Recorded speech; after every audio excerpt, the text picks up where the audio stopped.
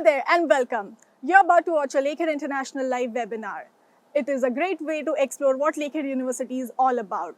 In this session, you'll hear insights and stories from Lakehead professors, staff, and current students. While watching, if you have any questions, feel free to drop them in the comment section below. For now, let's dive in. Hello, everyone, and welcome to joining us for yet another Lakehead International live session. And we will be covering a major topic today, which is everything that you need to know about Canadian student visa and how to navigate that process with confidence.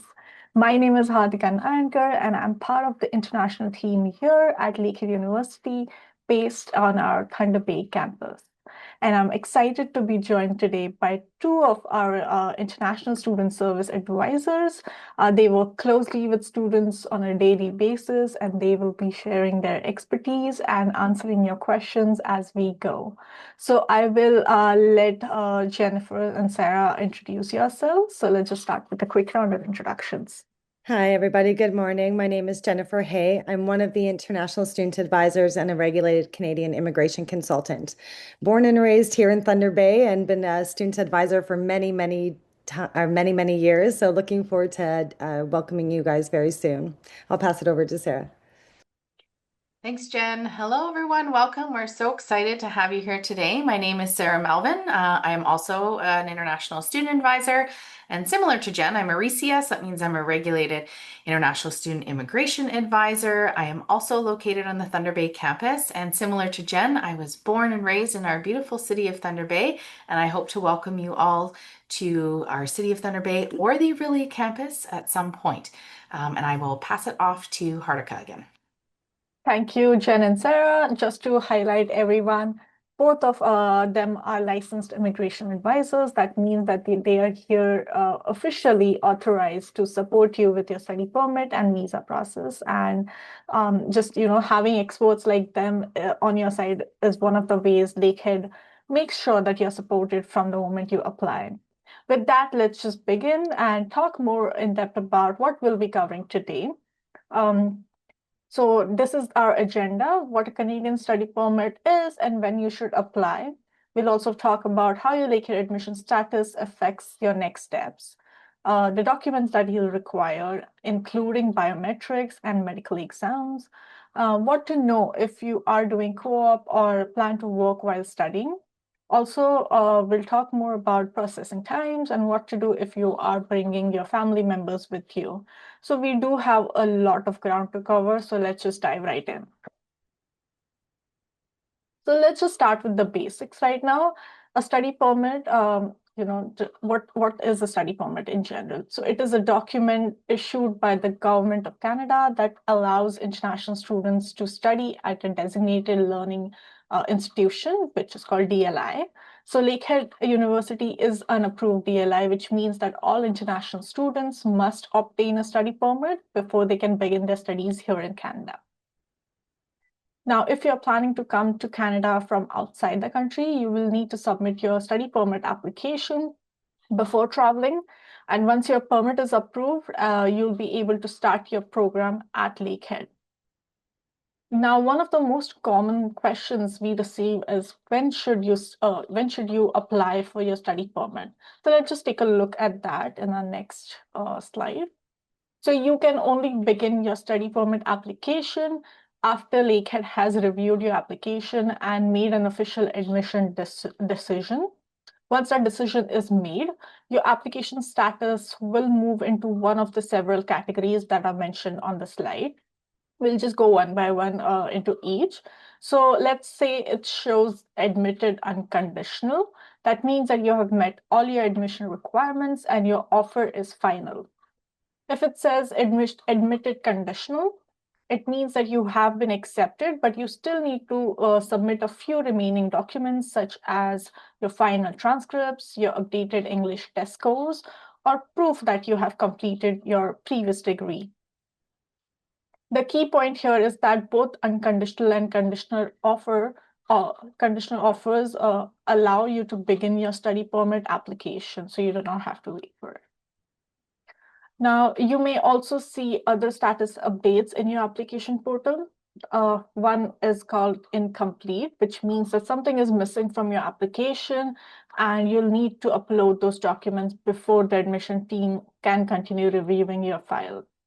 Another one is called pending review, which means that your application is complete and currently under review by the admissions team. Now, if it says refused, your application did not meet the admission requirements, and at this stage, it has been refused. So if your status shows incomplete, pending, or refused, you are not eligible to apply for a study permit yet. And in that case, the next step is to work with the admissions team to resolve whatever is holding up your application. Also, if you see a refusal, you do not have to panic. In many cases, it may simply be due to sort of a missing document or a requirement that may just need a clarification. So once the issue is addressed, you may be able to submit a new application. And it's always best to confirm the next steps with the admission office. Moving on, for graduate applicants, the same rules apply. You can only apply for your study permit after you have been officially admitted. Currently, if you are planning to attend a public institution, you do not need a provincial attestation letter, which is called PAL, when you're applying for a graduate program or when you're applying for your study permit. Now I will pass it over to Jennifer, I believe. Yeah. Thanks, Hartika. So some of you may be applying for your study permit from inside of Canada. So you're already physically in the country. You may be here studying at another institution. You may be here on a work permit or here as a visitor. So if you're a student in Canada, you must apply for a new study permit and have that new study permit before classes start because they're now attached to the DLI. So thankfully now the IRCC is prioritizing these applications. So when you go to submit your application through the GC key, you will note there's a question, are you in Canada and transferring from one DLI to another? So please ensure you select yes to that question so that your application can be prioritized. So once you have your letter of acceptance and or PAL for the undergraduate students, you can process your study permit application.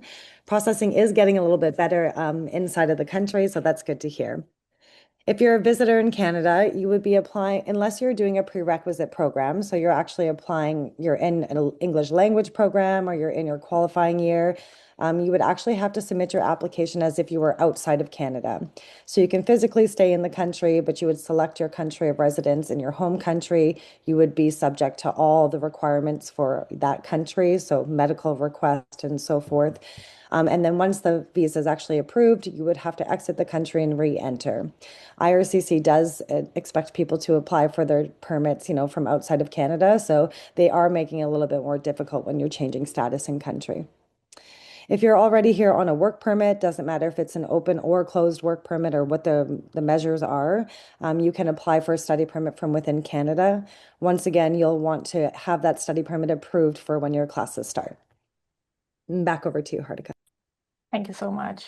So next we will talk about provincial attestation letter or PAL. This is one of the requirements for study permit application, and it is key part of your process for most students. So here's how it works. The first step is to accept your offer of admission, which is undergraduate students do through the UAC or UAC portal or the Lakehead student portal. Graduate students need to accept their offers through the same graduate application portal that they used to apply. Now, the second step is to receive your PAL request form. After you accept your offer, or our team will send you this form, you will enter a few details and upload all your documents, typically your passport and some basic information. The next step is to pay the PAL confirmation deposit. This payment has to be completed before we can issue your PAL. So it is a non-refundable unless your visa is refused. Next step is to receive your PAL letter, which is once everything is submitted and the deposit is paid, we will issue you your PAL. You need to review it closely, double check your name, any kind of spelling check, or you need to mention or check your address and contact information, because IRCC will verify all of that when reviewing your application. Quick tip, you can always find the latest details on our PAL webpage, which is mentioned on the slide. If you ever need any help, you can reach out to our team directly. Quick note to give you all, the PAL is only required for undergraduate programs. For master's and PhD students, they are now exempt from needing a PAL. Now, let's just talk more about how the deposits work.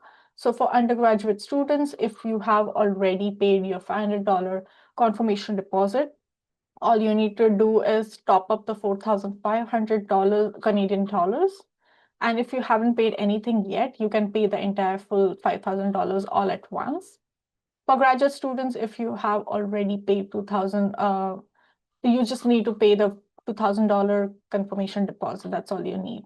So this single payment covers both your offer confirmation and your PAL requirement.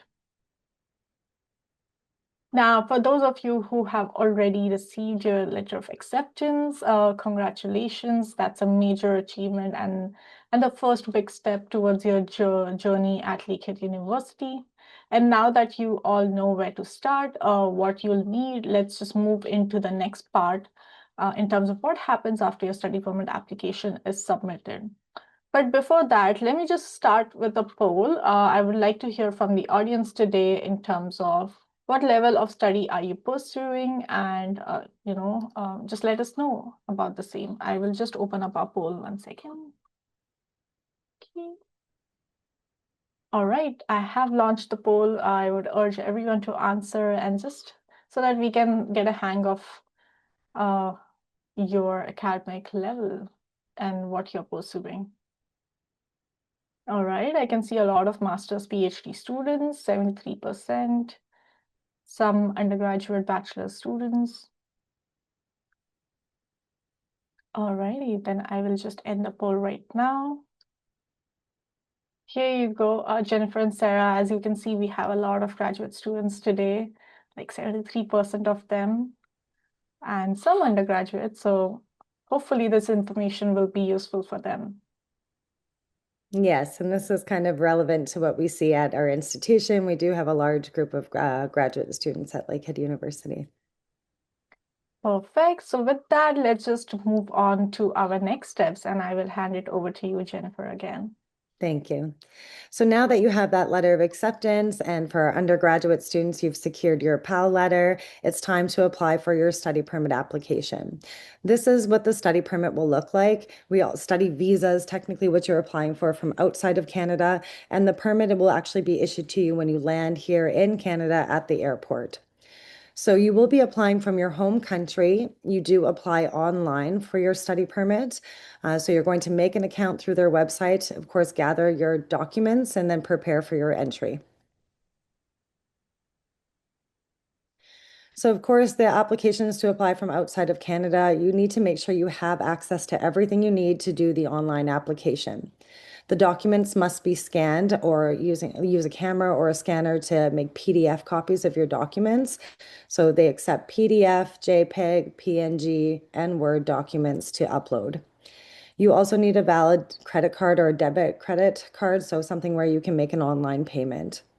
It's important to read the instruction guide. The guide will be different depending on the country that you're applying from. You're going to answer some questions using the online tool, so it will determine exactly what documents you need from the country you're applying. So you also need to pay fees with your study permit application. It is $150 for your study permit and $85 for that biometric fee. Biometrics are collected every 10 years. So if you've already come to Canada as a visitor or different status previously, you may be exempt from giving biometrics again. However, if you've never applied to come to Canada, you will be doing both your study permit and biometric fee with the application. So once you know that you have all these things ready and access to them, you can go ahead and start creating your account online. So to create your account, you'll see I did share the link to IRCC's website. So it's just in the chat there, everybody, and I can put it in again because I know it's been a little bit active if you've missed it. So you can kind of go through that page. It gives you all the information step by step and all the documents you're going to need. And at the bottom, it will give you the link to start, or the button to start making an account. You will first give them your email, and then it's going to send a code to you, and that will give you access to open up a GC Key account. If you've never applied to come to Canada before, you're going to sign up for this account. You're going to make a username and a password. There also is a two-step access, so you'll have a emailed code to you or use the Authenticator app. And you also will create some security questions and responses. It's really important to keep track of these logins. So I always take screenshots and save it onto a document, just because you may not access this portal very often, but you don't want to be guessing the password and then it will lock the account for you. So please just make sure you have your account. If you're using a licensed representative, they may be using their own portal to do that, which is completely okay as well. So what do you need to apply for your study permit? You want to have your letter of acceptance from Lakehead University. You need to show your proof of finance. You need to have proof of identity. You may need to have a PAL letter. And of course, we've talked about those country-specific documents or mentioned them, but we'll go into more detail here. So your letter of acceptance, I know Hartika has kind of gone over this. This comes directly from the university, and it will have all the outline details of your program, talks about the cost, your start date, the length of your program and everything else. If you have any questions about your letter of acceptance, you can contact our admissions teams.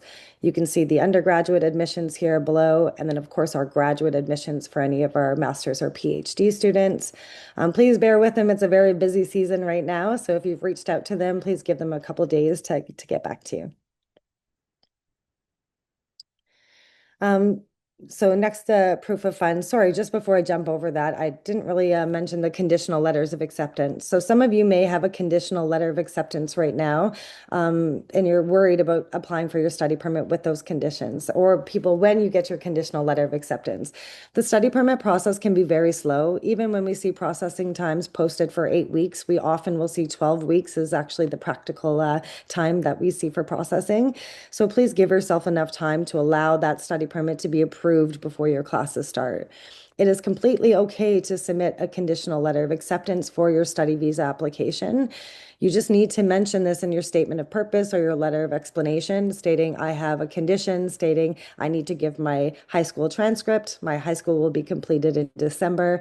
Just make sure you're outlining these things and then updating that application through the IRCC web form once you actually do meet your conditions. So again, we do recommend starting the process as early as possible for you. Okay, now back onto the proof of finance. So students need to show their proof of funds for the entire year of their first year of tuition, plus 22,895 Canadian for your living expenses. Please remember, if you plan to bring spouse and children with you, so dependents, you will have to bring you'll have to show more proof of funds for your living expenses. And you can see that chart in the link that I shared up above.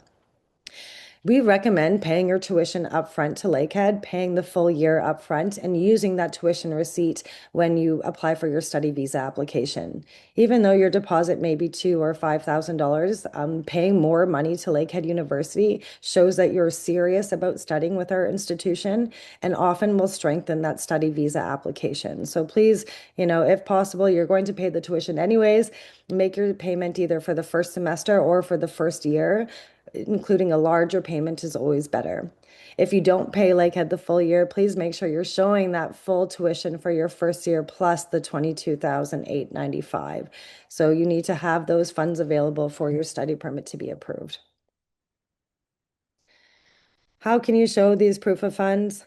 There are many different documents that you can upload, and sometimes you have a multiple documents that you're uploading together to prove your proof of funds. So if you've paid tuition, as I've mentioned, or if you paid for residence, you can download your statement of account from your My Portal and include this into your application.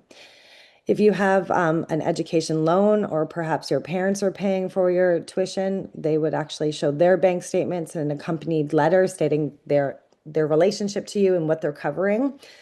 You may have a GIC, which is a guaranteed investment certificate. This is kind of a connection with a bank in your home country and here in Canada to prove that you have the funds available.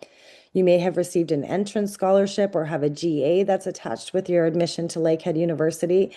So all of these things can be combined together to show that $50,000 to $60,000 that is required. If you do have multiple sources of funds, you should give an explanation and kind of like a cover letter with that. So of course you can only upload one PDF into the portal. So I would say, my name is Jennifer. I'm going to Lakehead in fall 2027. I have to have $55,000. I have paid Lakehead $12,000. I have $8,000 in a scholarship, and my parents are showing their bank statements to show they're going to pay the rest of my tuition fees. So you would give that cover letter along with all the supporting documents all merged into one PDF.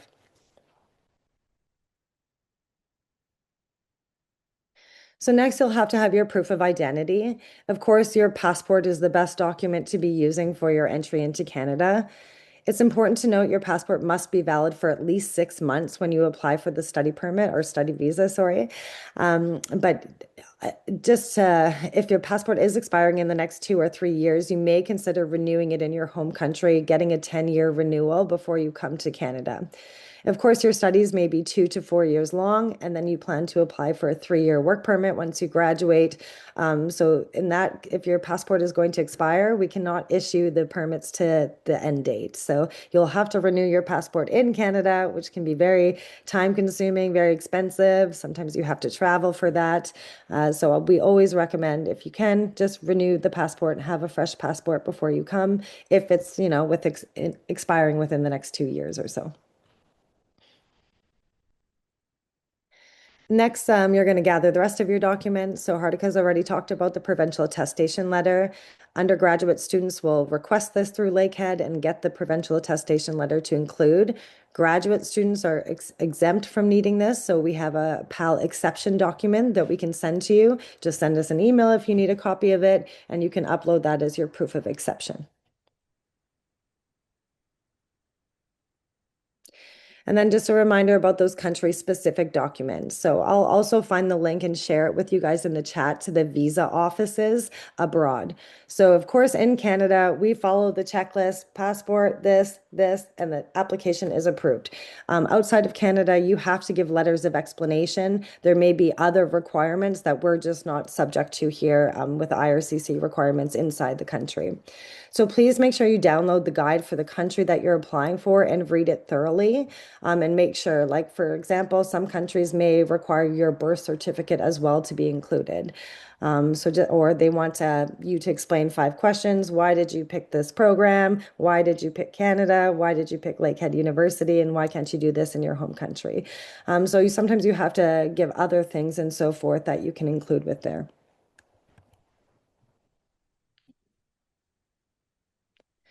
So once your application is approved, you will be asked to send your passport for stamping. The stamping is on the left side here. You can see is the TRV or the visa, and this is an entry visa that allows you to enter Canada. Some of you may be visa exempt, so you will actually apply for an ETA. Just note this is automatically included with your study visa application. You don't have to make a separate account or anything for this.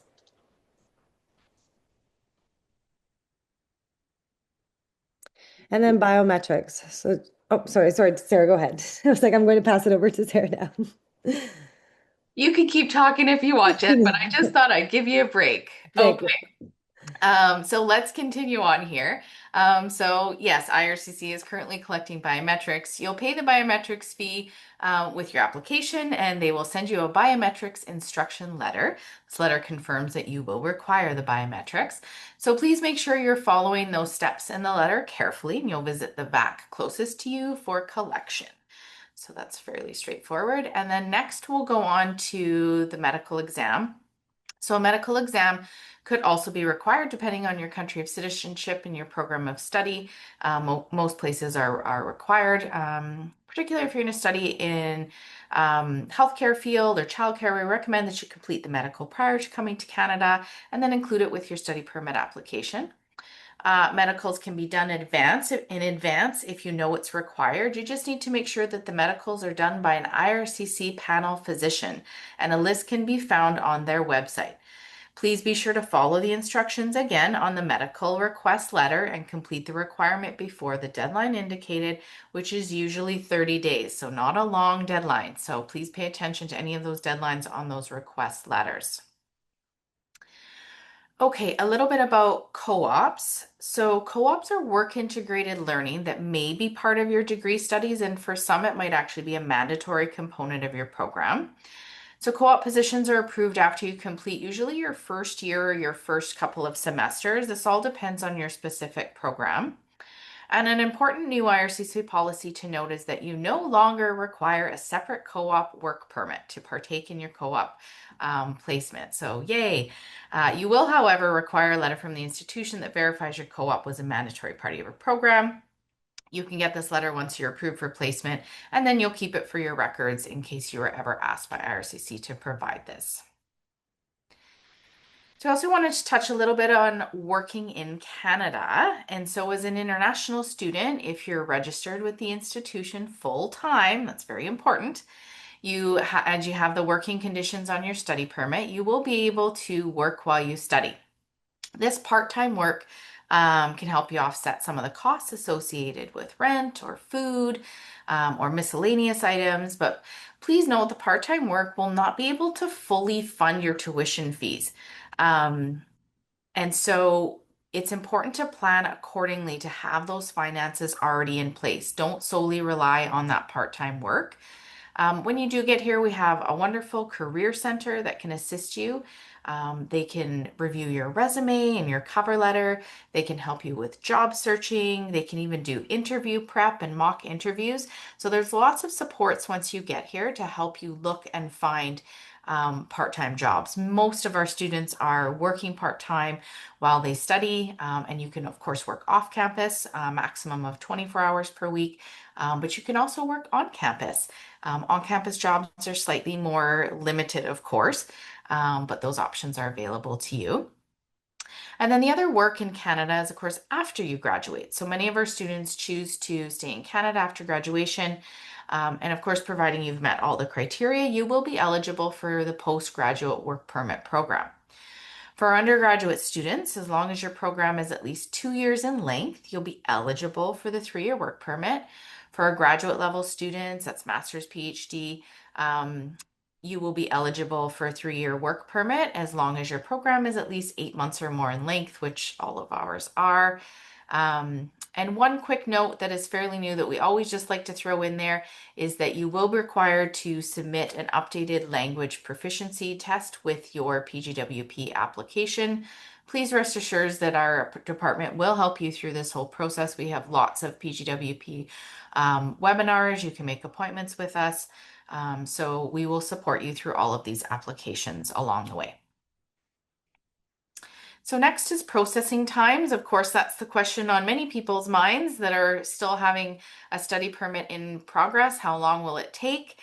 So you can track your application through your IRCC account. Processing times are going to vary. IRCC will send notifications to you anytime they change or update your application, and you can see that through your account, or they'll send you an email. You can see there's an example on the screen of the processing times website. It's so incredibly important to apply early to allow yourself enough time. So those students on the call that are starting in fall, I'm hoping everyone has already applied for their study permit at this point. But if you're starting in a future semester, like the winter, maybe next spring or summer, get those applications in as soon as possible.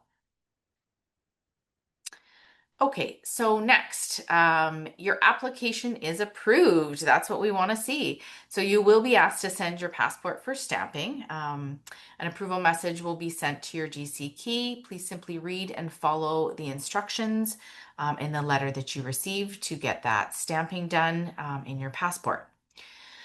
In the event that your application is refused, which we hope not, but it does happen, please review the reasons for refusal carefully and decide if you want to ask for reconsideration. This is done via IRCC web form, or if you want to reapply. You will also now receive more detailed notes on your refusal. So those are called ODNs. So those are your officer decision notes. These are helpful because sometimes in the original letter, the refusals can be fairly generic and vague. And so your ODNs will provide you with a little more insight into why the officer has refused your application. One other important note is that if you receive a refusal, you may need a PAL again. So this is more specific to our undergraduate students. And so depending on your program and situation, please don't hesitate to reach out to us. If you do get a refusal, we can help review some of the notes, maybe offer some suggestions. But it is important to clearly address those refusal notes with new documentation if you wish to reapply. If you had registered for any courses at Lakehead, please make sure you drop them before that deadline. So for our fall starts, that is September 21st. And then you can get a refund on your tuition portion if you had paid that. Okay, moving on to dependents. So we wanted to touch on this as well. Some of our students might wish to bring their spouses and or children with you to Canada. So when we're referring to spousal open work permits, IRCC policy, it now is for master's and PhD students. You will be able to apply for your spouses to have an open work permit. Of course, this is making sure you meet all the necessary requirements, particularly that your master's program is at least 16 months or more in duration.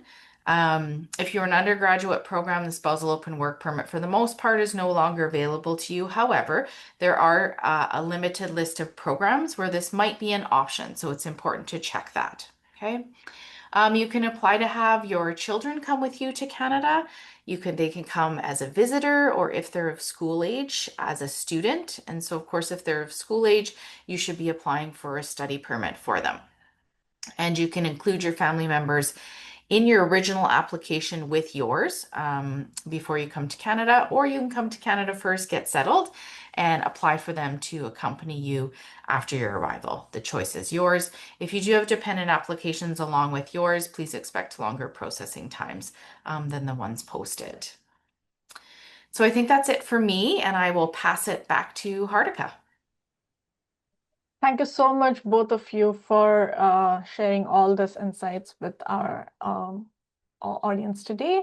So before we, wrap up our today's session, I just wanted to do yet another survey just to understand the audience's post-graduation plans and, what do they plan to do after graduation. So let me just open up that poll quickly.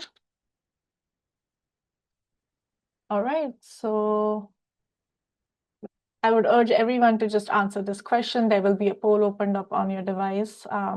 This way we'll get to know what your plans are after graduation. If you're not able to see the polls, you can put it in the chat section also, that's fine. Okay, so far a lot of people are mentioning work and live in Canada, which is quite great.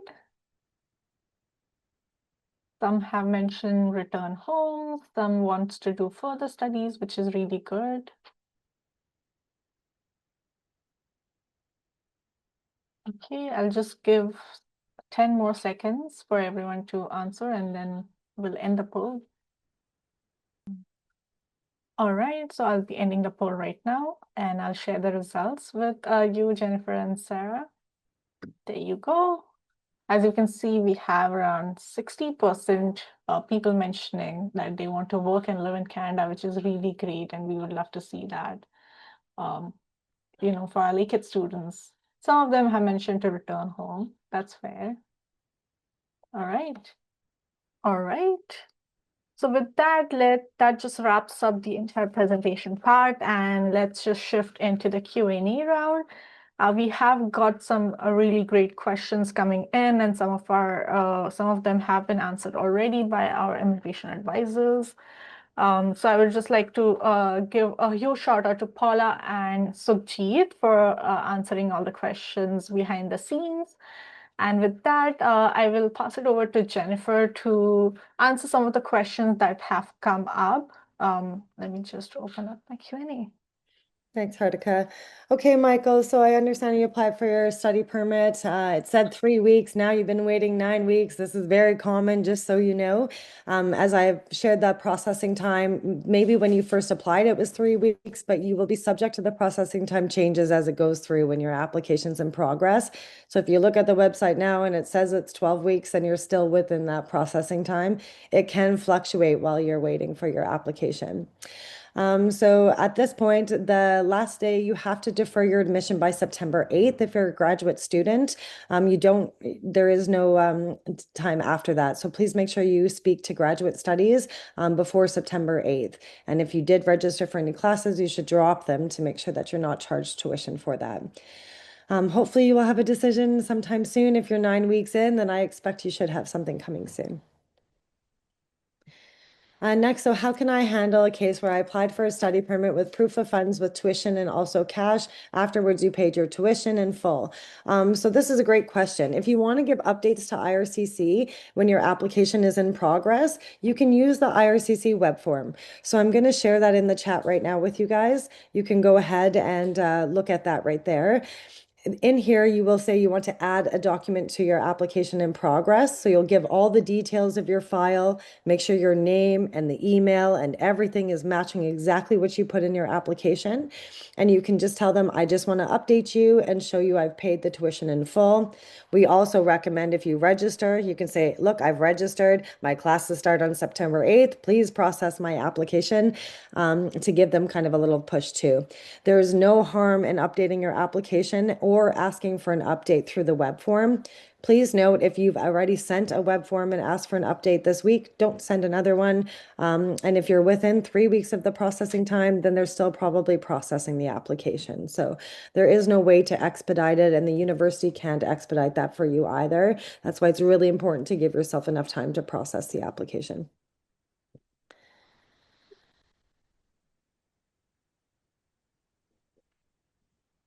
I'll jump in here for a second, Jen. So the question is, if a student's coming on a study permit and they want to bring their spouse, what is the process? Can they get a work permit? Is there any chance that the study permit would be approved and the spousal permit would be rejected? And so, as I mentioned earlier, you can, if you qualify based on your program, you can include the spousal open work permit application with your study permit application so that they're processed at the same time. So that will be an additional application along with yours. You can do both in your own GC Key account. Yes, there is a chance that your study permit may be approved and the spousal open work permit would be rejected. There's always a chance of that, right? However, if you provide the required documents and they qualify for the spousal work permit, if yours is approved, hopefully theirs will be approved as well.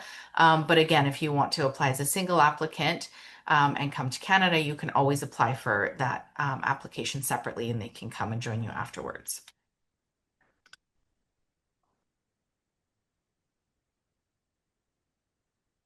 Thanks. And I just saw something in here. So just to clarify, IRCC is Immigration, Refugee, Citizenship Canada. They process study permits, visitor permits, work permits, refugee applications, and citizenship applications. So they're kind of all the catch-all for our immigration. So IRCC is the correct body you should be applying for a study permit. And then for proof of funds, when you're bringing your spouse and children, I'll see, let me get this here. I actually just link this. So I'm going to share the proof of funds page right now. So it will give you that list in the chat there. Sorry. Thanks, Jen. I was just searching it.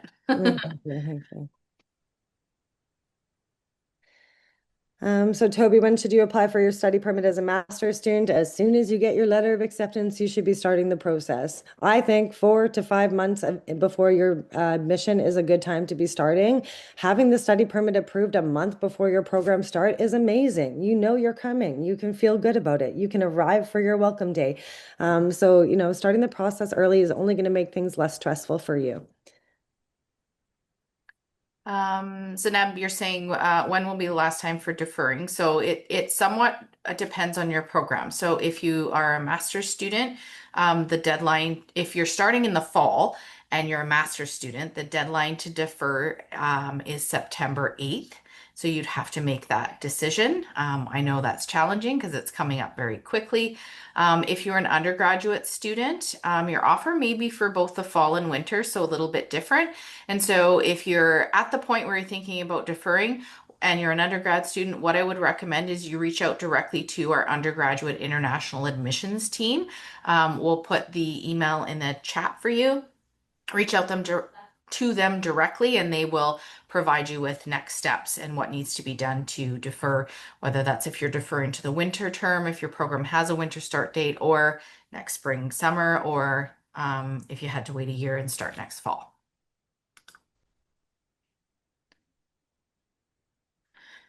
Yeah, so sorry, Zineb, Masters of Economics. So yeah, so your deadline would be, if you're starting this fall, it would be September 8th.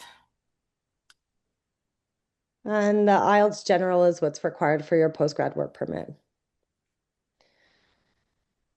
Yeah, and just be mindful, everybody, waiting to hear back from our graduate studies office. We are in the midst of accepting and starting a fall term. So if you guys are applying for the winter term, I think things will start to calm down for us in the next few weeks here. So even having your acceptance in the end of September and applying in October is going to give you time to do that application. So I know they're working very hard over in our graduate studies office, and they should get back to you soon.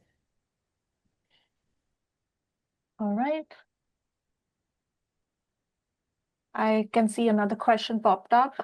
Someone from Bethel, I just received an email that my study permit is still being processed by IRCC. How do I see the estimated IRCC processing time?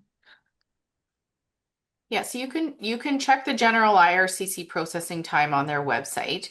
I think we might have put that in the chat. If not, we'll throw it in there.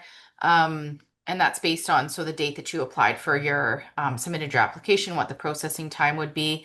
If it's country dependent, and so you'll have to choose your application and then choose your country, and it will give you the approximated processing times. Could it take longer than the processing times posted? Yes, unfortunately, sometimes it does.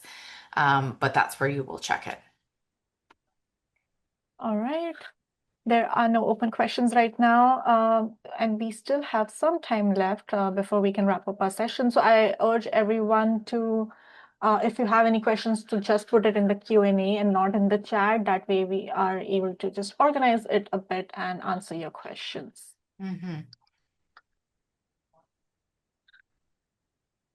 Lots of questions have come in about, the last date to arrive. It's challenging, our department we are not the be all end all. We don't determine the last date that you can arrive. Ideally, you need to plan to arrive by September 8th, which is the first day of your classes. Our International Welcome Day is on September 2nd. And so if your study visas are approved, please, please, please arrive before September 2nd so that you can attend our International Welcome Day. It's an amazing day. It will start you out on the right foot. And so please arrive by then. September 21st is the final date to register and/or withdraw from your classes and get a full tuition refund. So that's sort of a date we use to say, like, if you can't arrive by September 21st, you should not be attending. But with that being said, if you're arriving that late, you're also missing 2 weeks of classes. That's a lot of classwork and potential assignments and lab work. And so if you're arriving late, we recommend that you connect with your faculty advisor, or at least the admin of your faculty or your professors. So you'll search their emails. That can be challenging if they're sessional professors that maybe aren't starting early, but do your best to connect with them to make sure that they can actually accommodate your late arrival, because some programs, particularly I think like nursing, they don't want you starting late. I just put in the important dates link also to Lakehead University. So this will show you the last day to add a class, drop a class. And of course, that kind of goes hand in hand with refund as our policy as well. So just make note of these dates. So if you're coming for January, you'll see the first day registration is open for the January intake, but also the last day to arrive and for January is there too. Okay.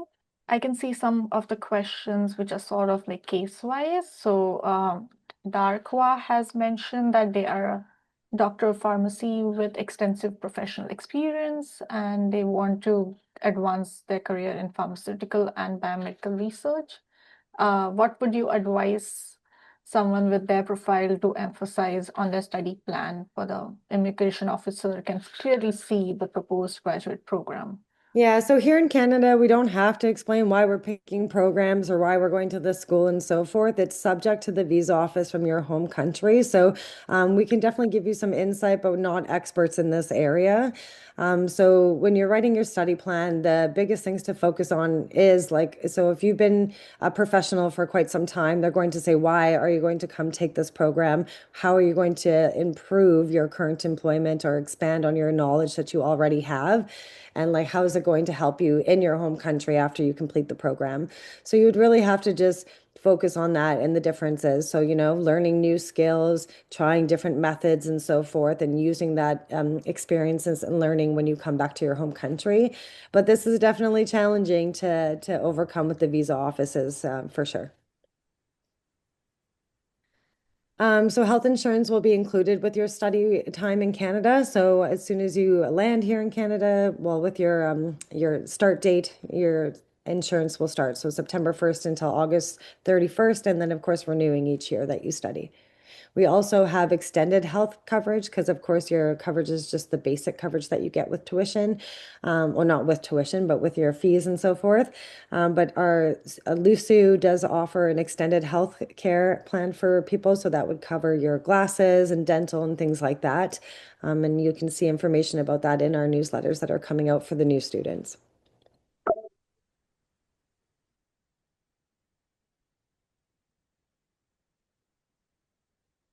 All right. We have yet another question. Sarah, you mentioned that. Oh, you're typing an answer for that. Okay. No worries. Sorry. Yeah, so Toby, you've applied to the master's, you've submitted your application. When should you apply for the study permit? So if you are just waiting for your actual letter of acceptance, it's too early for you to start the study permit application. In the meantime, you can start to gather your proof of finance, your photo, your passport scan, open up your account on the IRCC website and get those things going while you're waiting for your letter of acceptance. After you submit your study permit application, you'll be sent for biometrics. So you'll go to a visa center that's close to you. They'll get your fingerprints and photograph, and then they will start to process your application. You will wait for the processing and for any new updates and messages that will come directly through your portal. Hopefully, you'll eventually get a request to send your passport back to that same visa center. They'll put a stamping in, which means that your application has been approved. Just another question, please. What happens if I get my study permit 5 days before begin of classes on September 8th? Will I still be able to make it? Well, ultimately, that will be your decision. Technically, yes, if you get your study permit 5 days before and you are somewhat prepared, then yes, likely you will be able to just move very quickly and get here in time. I'm sure that will feel very rushed for you, but so that will be more of an individual decision whether you feel that you can get everything gathered and together, packed, flights booked, accommodations secured. Very important to have your housing accommodation secured before you arrive. So hopefully you can make that work. There is an interesting question. What is the visa rate for international student for master's degree? Okay, you have answered that. Okay. Perfect. So I think we do not have any open questions now. So we will just try to wrap up today's session. If you have any other questions post the webinar, you can always reach out to us at welcome@lakeheadu.ca, and our team will be able to answer those. So that just brings us to today's end of today's session. Thank you so much for joining, and a big thank you to our immigration advisors for their guidance. Remember, our International Student Services team is here to support you throughout the entire process. If you have any questions, you can reach out to them. Thanks again, everyone. We wish you all the best with your applications, and we hope to see you soon at Lakehead. With that, I bid you all a goodbye. Bye. Thanks for watching. If you have any questions, feel free to drop them in the comment section below. You can connect with us on social media. You can find us at Lakehead International on Facebook, Instagram, and YouTube. We hope to see you in our next live webinar. Bye for now.